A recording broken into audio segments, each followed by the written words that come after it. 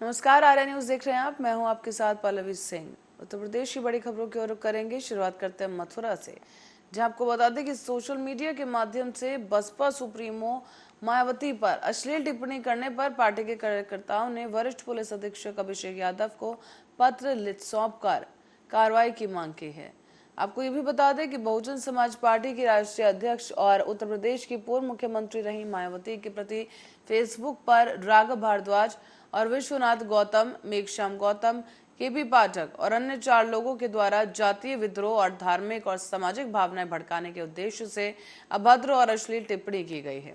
अब आगरा मंडल प्रभारी दारा सिंह आजाद, जिला जोन इंचार्ज गोवर्धन सिंह, सत्यप्रकाश कंदर्प, सुरेश बाबू, जिला महासचिव ओम प्रकाश बघेल का कहना है कि अगर प्रशासन द्वारा इस पूरे मामले पर तुरंत एक्शन लेकर कार्रवाई नहीं की गई तो पार्टी के पदाधिकारी और कार्यकर्ता मिलकर बड़ा आंदोलन करेंगे, जिसकी सारी जिम्मेदारी प्रशासन की होगी।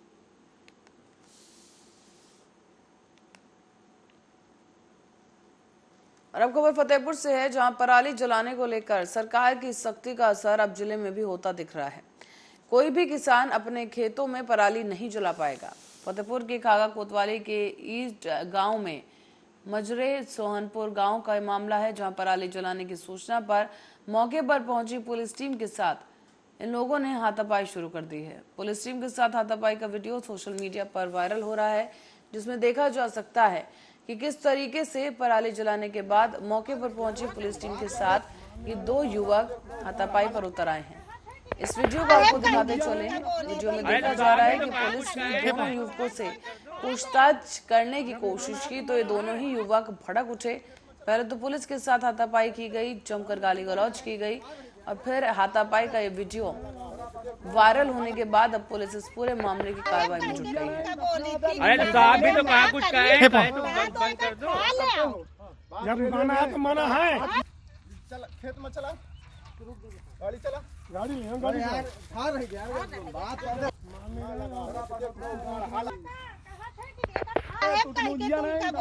अरे तो आप भी तो कहा कुछ।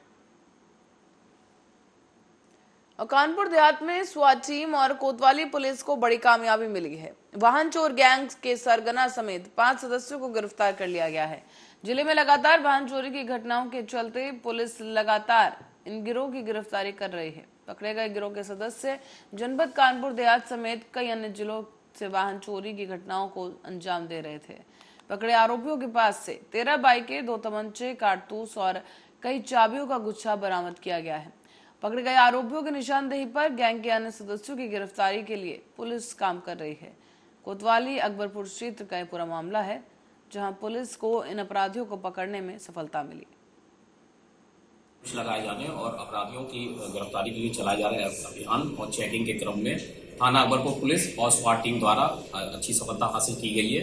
5 अभियुक्तों को गिरफ्तार किया गया है। इनके पास से 13 अदद मोटरसाइकिल मिली है जो चोरी की हैं और 2 इनके पास से तमंचे बरामद हुए हैं और 2 कारतूस बरामद हुए हैं। एक इनके पास से चाबी का गुच्छा मिला है, उसमें भी करीब जो है 10-12 चाबियां हैं, जिनकी वजह से ये चोरी की गाड़ियों को मतलब गाड़ियां चुराने में उनका प्रयोग करते थे और गाड़ियां चुरा के ये बेच देते थे, उससे अपने शौक पूरा करते थे। क्या ये अन्य जनपदों में या अन्य थानों में इस घटनाओं को अंजाम दिया करते थे? जैसा आप देख रहे हैं, ये लोग अलग अलग क्षेत्र के रहने वाले हैं। इनके द्वारा पड़ोस के जिलों में भी चोरी की गई है, वहां से भी तमाम बाइकें इनके द्वारा चुराई गई हैं। इन 13 बाइकों में कुछ ट्रेस हो गई हैं, कुछ बाइकों को ट्रेस किया जा रहा है और उस पर अगली कार्रवाई नियमानुसार की जाएगी। अच्छा, क्या इसको वाहन गाड़ी चुराने के बाद ये करते क्या थे? क्या जानकारी मिली? कैसे इसको खपत करते थे, बेचते क्या थे, क्या करते? ये इसमें जैसे 2-3 लोग जो गाड़ी चुराते थे और इनके कुछ साथी जो बाकी और 1-2 लोग हैं, उनकी मदद से ये अपने नाते रिश्तेदारों में, अपने गाँव में ये चोरी की गाड़ियां को खपाते थे, उनको बेच देते थे और उनसे जो भी पैसे प्राप्त होते थे आपस में बांटते थे। और अब रुक करेंगे ताजनगरी आगरा की ओर, जहां पर थाना ताजगंज क्षेत्र के एकता चौकी के गांव के पास से घटना सामने आई है। यहां पर आपको बता दें, गांव के श्यामू में एक महिला के साथ उसी के ससुराल जलों ने मारपीट की और उसके पति के सामने बेरहमी से इस महिला को मारा पीटा गया है, जिसकी वजह से महिला का गर्भपात हो गया। बताया जा रहा है कि महिला का आरोप है कि उसके ससुराल जन उसके गांव से ही एक व्यक्ति पर झूठे केस में फंसाने के लिए कहा गया था। जब महिला ने झूठे मुकदमे में फंसाने के लिए अपने ससुरालियों से साफ इनकार किया तो उसके ससुरालजनों के द्वारा उसके बच्चों की गर्दन पर चाकू रखकर उसके पति के सिग्नेचर का करवा लिए गए। इसके बाद जब महिला ने सिग्नेचर करने को कहा लेकिन महिला अपनी हट पर अड़ी रही और उसने सिग्नेचर नहीं किए, तब महिला ने हस्ताक्षर नहीं करने पर ससुराल जन भड़क उठे। महिला के साथ सभी ससुराल जनों ने बदसलूकी करते हुए मारपीट की और जबरन हस्ताक्षर भी करवा लिए। तो वही महिला का आरोप है कि गांव के ही प्रधान ने भी महिला को धमकी दी है। हाँ भैया, मेरे जो ताऊ के लड़के हैं वो जो मेरे को बहुत गंभीर बातें मारते हैं और मेरे को झूठा इल्जाम लगाते हैं और मेरी पत्नी को मारते हैं और मेरे को यूँ कहते हैं उसके मनप्रीत के साथ अगर तू गवाही नहीं देगा तो तेरे को झूठे केस में फंसा दिया जाएगा। पैसा बनाने के लिए बोलते हैं कि उसे पैसा बना देंगे और नहीं, आप नहीं मानो तो हम चारों लोग नहीं मानेंगे, फिर इसको रेप करेंगे, इसे रेप में इसको फंसाएंगे, फिर मनप्रीत को इसको उनके भाई को बताएंगे। हाँ, ये बोला था मेरे से, अगर तू नहीं आया समझ में तो तेरे गांव से बाहर कर देंगे, बिल्कुल छेक देंगे, तेरे गांव से अलग कर देंगे, तो ये बजा देंगे गांव से। तो ये जीने गांव से निकालने। मैं पुलिस के पास गया था। मैं पुलिस के पास गया तो मैंने पूछी थी, मेरी सुनवाई नहीं करी थी। किसी ने सुनवाई नहीं की। हाँ, मैं बोले तू इस भाई के मामले में तू मत बोले। हाँ, मेरा एक फोन था वो छीन के मेरी फोन की सिम भी तोड़ दी थी। हाँ, किन लोगों ने? उन्हें मेरे ताऊ के लड़के ने। हाँ, मोबाइल दिया नहीं? मोबाइल दे दिया, सिम नहीं तोड़ दी है मेरे को, वो सिम तोड़ के फेंक दी। मेरी पत्नी का मोबाइल है वो नहीं दिया। तुम्हारी पत्नी का फोन छीन लिया? हाँ। अब आप क्या चाहते हैं पुलिस प्रशासन से? क्या मुझे ये चाहिए, मदद चाहिए मुझे। हाँ, मैं कोई ये कुछ घटना करे तो मेरे को सुरक्षा चाहिए। हाँ, हमारी जान के लिए बहुत खतरा है। मेरे दो छोटे मानेंगे नहीं। विजय सिंह एक प्रधान है, एक लटेश है और ये मेरे घर वाले हैं, ताऊ के लड़के। हाँ, हाँ, जिनको जान से खतरा है, ये मानने की। एक मेरा मुंह बोला भाई है, तो हाँ, जो मेरी जेठानी है उनसे मतलब कुछ मेरे लिए गंदे शब्द बोल रही थी, तो मेरे भाई ने बोला कि ये चीज आप उनसे बोलो, मुझसे क्यों बोल रहे हो। तो मेरे भाई को वहां से वो खींच के लाए, यहीं बैठे थे दुकान पर, वहां से खींच के लाए। उन्होंने मेरी बात नहीं सुनी, ना ही मेरे भाई की सुनी, उन्हें बहुत पीटा और मेरे साथ भी बहुत मारपीट की। उसके बाद में मेरे भाई ने FIR मुकदमा किया उनके खिलाफ, तो उनकी कोई सुनवाई नहीं हुई। तो मुझसे मतलब मेरे परिवार वाले आते हैं, मुझसे बोलते हैं कि जो मनप्रीत तुम्हारा भाई है उनके खिलाफ तुम गवाही दो, उल्टा सीधा बोलो। तो फिर मतलब मेरे घर पे आके बोलते हैं कि उसने हमारे खिलाफ मुकदमा किया है, तो तुम्हें उसके खिलाफ गलत गवाही देनी होगी। गलत मुझसे ये करवाया कि जैसे कि जो मेरे 2 बच्चे हैं उनकी गर्दन पे चाकू रखा था, जो मेरे परिवार वाले, मेरा जेठ है, जेठानी है, हाँ, और उनके लड़के हैं, उन्होंने साथ में प्रधान भी मिला हुआ था उनमें। हाँ, ये श्यामो गाँव, हाँ, वहाँ का मिला हुआ था वो। तो फिर मेरे बच्चों की गर्दन पे चाकू रख दिया उन लोगों ने। उसके बाद में मेरे पति ने साइन कर दिए। मेरा पति बोलने लग गया कि ये बच्चे मर जाएंगे तो हम कहाँ जाएंगे, इसीलिए मेरे पति ने साइन कर दिए। तो मेरा पति मुझसे बोलता है कि साइन कर दे, हमारे बच्चे तो बच जाएंगे। मैंने कि मैं साइन नहीं करूंगी। तो वो लोग आते हैं, बोलते हैं कि तू हट जा, हम इससे साइन करवाएंगे। तो वो कमरे में आके मेरे साथ बदसलूकी करने लगे। हाँ, मेरे साथ बदसलूकी करने लगे, मेरे साथ बहुत झटका पटकी की और मेरा हाथ पकड़वा के जबरदस्ती मुझसे साइन ले लिए उन्होंने। साइन लेने के बाद फिर मैंने फांसी लगा ली थी। फांसी क्यों लगाई थी? फांसी मैंने इसलिए लगाई क्योंकि उन लोगों ने जबरदस्ती की, झटका पटकी की मेरे साथ, और जो मैं प्रेग्नेंट थी उस टाइम। हाँ, इस वजह से मेरा मिसकैरेज भी हो गया है। और अब बढ़ते अगली खबर की ओर। प्रशासन की टीम ने थाना सिकंदरा क्षेत्र के अतधौनी गांव में अवैध खनन करने वालों पर कार्रवाई की है। टीम ने मौके से खनन में उपयोग में होने वाले 2 डंपर और 2 JCB मशीनों को जब्त कर लिया है। बता दें आपको कि खबर आगरा से है, जहां पर प्रशासन की तमाम कोशिशों के बावजूद भी अवैध खनन करने वाले जो माफिया हैं वो बाज नहीं आ रहे। सिकंदरा के अरतौनी और बिजपुरी गांव से ये घटना सामने आई है, जहां कई दिनों से रेलवे लाइन के पास खनन किया जा रहा था। खनन करने वालों ने रेलवे लाइन के नजदीक ही धरती का सीना चीर दिया और इसके साथ साथ आपको बताते चलें कि रेलवे लाइन भी क्षतिग्रस्त होने की आशंका बनी हुई है। एसडीएम ने बताया है कि मानकों के विपरीत खेतों में भी अवैध खनन किया जा रहा है और खनन रेलवे लाइन के किनारे बनी दूरी छोड़ी ही की जा रही है। आपको बताते चलें कि इसी दौरान खनन में उपयोग होने वाले 2 डंपर और जेसीबी को जब्त किया गया है, सिकंदरा पुलिस के सुपुर्द कर दिया गया है और कार्रवाई के दौरान इलाकाई पुलिस भी मौजूद रही।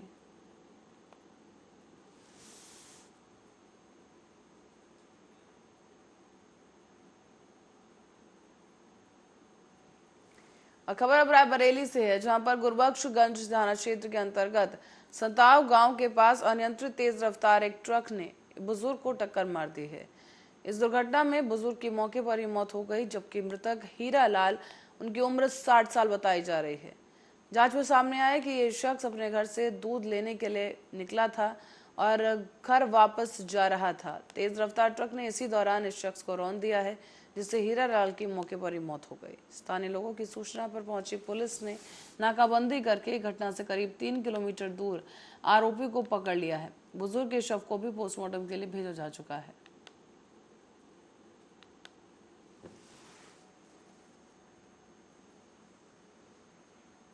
फतेहपुर जनपद के थुरियाव थाने के मोहम्मदपुर कला गांव में मामूली विवाद को लेकर युवक को पीट कर लहूलुहान कर दिया गया है। इसी के बाद युवक के इलाज के लिए उसे जिला अस्पताल में भर्ती कराया गया, जहां डॉक्टर ने उसे कानपुर के लिए रेफर किया। दरअसल आज इलाज के दौरान इस शख्स की मौत हो गई है। थुरियाव थाने के मोहम्मदपुर कला गांव का रहने वाला ये शख्स है, जिसकी उम्र करीब 48 साल बताई गई। शख्स का नाम खुशनूर है, जिसकी मौत से परिजन सदमे में है। बता दें कि दोनों पक्षों के बीच झगड़ा हुआ था और झगड़े के दौरान ये गंभीर रूप से घायल हो गया। खुशनूर अपने घर में ही किराना की दुकान चलाता था और मृतक के परिजनों की माने तो गांव के ही मुस्ताक का जो बेटा है साहिल, उनके घर अक्सर आता था और पीड़ितों का कहना है कि मैंने मना किया तो साहिल मुझे गाली गलौज करते हुए जान से मारने की धमकी देने लगा। इसके बाद साहिल परिजन ने उसके साथ मारपीट शुरू करते हुए पीट कर लहूलुहान कर दिया और इसी के बाद इलाज के दौरान उसकी मौत हो गई है।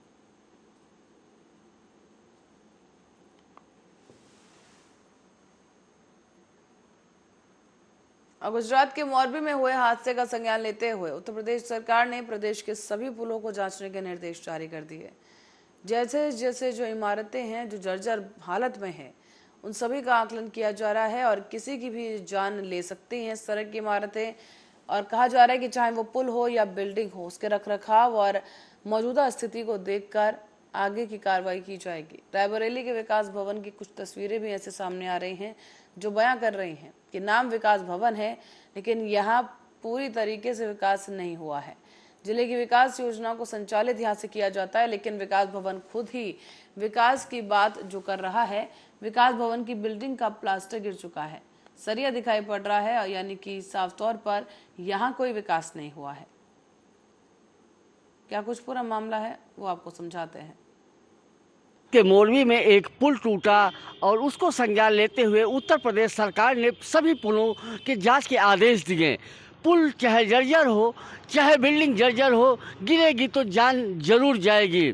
हम इस समय रायबरेली के विकास भवन में खड़े हैं। यहाँ पर जो है वो रोज जो है विकास की योजनाओं को गति देने का काम किया जाता है, लेकिन विकास भवन की बिल्डिंग खुद एक जर्जर है, जबकि यहाँ पर जो है प्रतिदिन सैकड़ों लोगों का जमावड़ा लगता है।